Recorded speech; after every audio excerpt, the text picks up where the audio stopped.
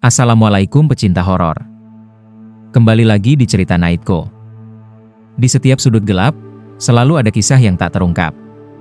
Malam ini, aku akan membawamu masuk ke dalam cerita yang mungkin membuatmu sulit memejamkan mata. Cerita kali ini berjudul Pulau Nusa Kambangan.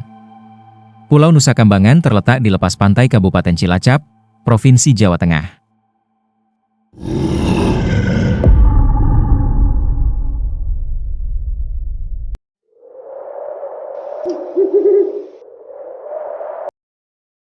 Malam ini, aku akan membawa kalian menuju sebuah pulau. Pulau yang dikenal sebagai Alcatraznya Indonesia. Pulau dengan sejarah panjang, penjara paling menyeramkan, dan legenda yang membuat bulu kuduk berdiri.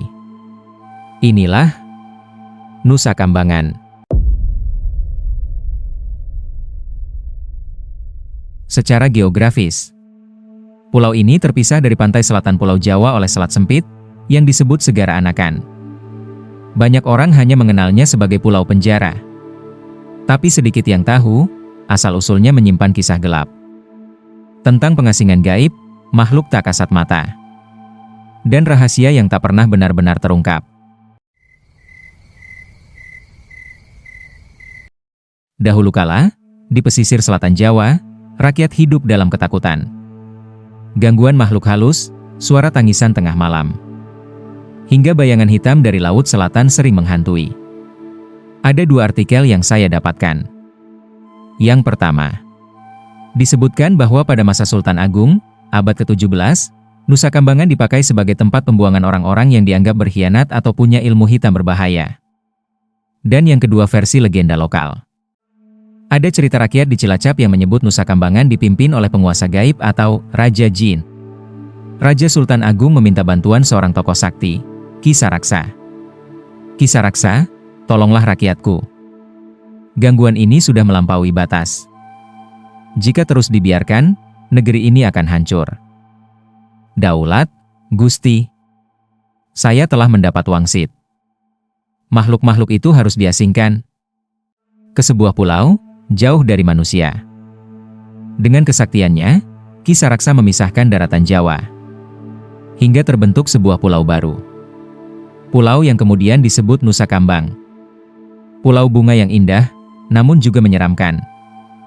Namun, keindahan bunga-bunga itu segera tertutup oleh aura angker. Karena di sanalah roh-roh buangan ditempatkan. Ratusan tahun kemudian, masa kolonial Belanda tiba. Pulau itu dijadikan tempat pembuangan tahanan berat. Dibangunlah penjara-penjara besar yang hingga kini masih berdiri. Tahanan yang dikirim ke sana, jarang sekali kembali. Entah karena mati, atau hilang di telan pulau. Ada kisah seorang narapidana Belanda bernama Willem. Suatu malam, ia berteriak dari dalam sel, "Tidak! Jangan sentuh aku! Menjauhlah!" Penjaga berlari, namun saat pintu dibuka, Willem sudah terkapar dengan wajah membiru. Matanya terbuka lebar seakan melihat sesuatu yang menakutkan.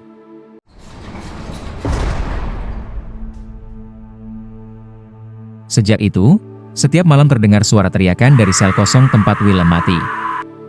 Pulau Nusa Kambangan bukan hanya tentang penjara, tapi juga hutannya yang lebat dan tak tersentuh. Penduduk sekitar percaya, hutan itu dihuni penjaga gaib. Ada sebuah kisah dari seorang nelayan bernama Pak Darmo. Suatu malam, ia nekat masuk ke hutan untuk mencari kayu bakar. "Ah, cuma mitos saja. Orang-orang terlalu percaya tahayul," ucap Pak Darmo. Namun, baru beberapa langkah, ia merasa ada yang mengikutinya. Suara ranting patah, langkah kaki, padahal ia sendirian. Pak Darmo mencoba mempercepat jalan. Tapi semakin jauh ia melangkah, semakin aneh perasaan yang muncul. Ia kembali ke arah semula, tapi jalan seakan berubah. Pohon-pohon terlihat sama, tak ada jalan keluar.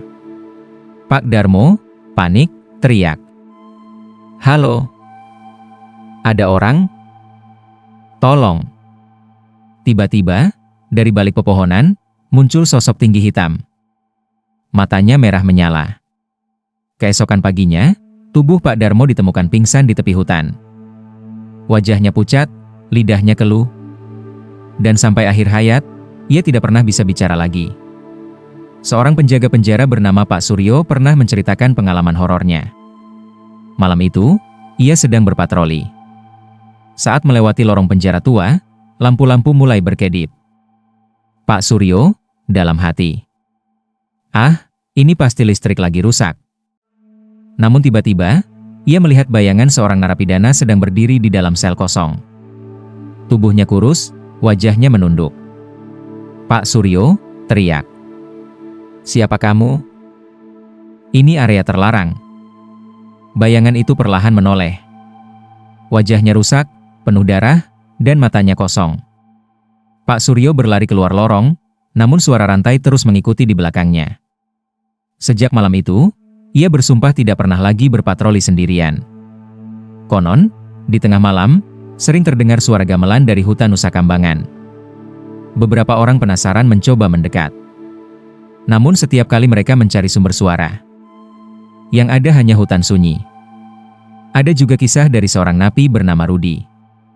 Malam itu, ia terbangun karena mendengar suara perempuan tertawa lembut dari luar sel. Rudi berbisik, "Siapa itu?" "Hei, jangan bercanda." Ia mencoba mengintip, namun tidak melihat siapa-siapa. Suara itu semakin dekat, semakin jelas, hingga tiba-tiba, sosok perempuan berambut panjang melayang tepat di depan selnya. Matanya merah, wajahnya pucat, dan tangannya menempel di jeruji besi. Rudi berteriak histeris hingga akhirnya pingsan. Esoknya, tubuhnya ditemukan dengan bekas cakaran panjang di dadanya. Hingga kini, Nusa Kambangan tetap dikenal sebagai Pulau Angker. Bukan hanya karena penjaranya, tapi juga karena sejarah kelam dan pengasingan gaib sejak zaman dahulu. Banyak kisah yang beredar tentang orang hilang di hutan, tentang jeritan di sel kosong, tentang perempuan berambut panjang yang menampakkan diri. Tapi satu hal yang pasti, Nusa Kambangan bukan hanya pulau penjara. Ia adalah pulau misteri. Tempat di mana dunia nyata dan dunia gaib seakan bertemu. Dan hingga detik ini, Nusa Kambangan masih berdiri dengan segala misterinya. Bagi yang berani datang, ingatlah, pulau itu tidak pernah kosong. Karena setiap langkah yang kau ambil, selalu ada mata lain yang mengawasi. Pulau Nusa Kambangan bukan hanya tanah buangan. Ia adalah rumah bagi jiwa-jiwa yang tak pernah tenang. Dan ketika malam menelan sunyi, bisikan itu kembali terdengar, mengingatkan kita bahwa pulau terlarang ini tak pernah benar-benar tidur. Itulah akhir cerita dari Pulau Nusa Kambangan. Saya merangkum cerita ini dari berbagai artikel. Bila ada bagian yang salah mohon untuk dikoreksi. Sekian dari cerita Naitko.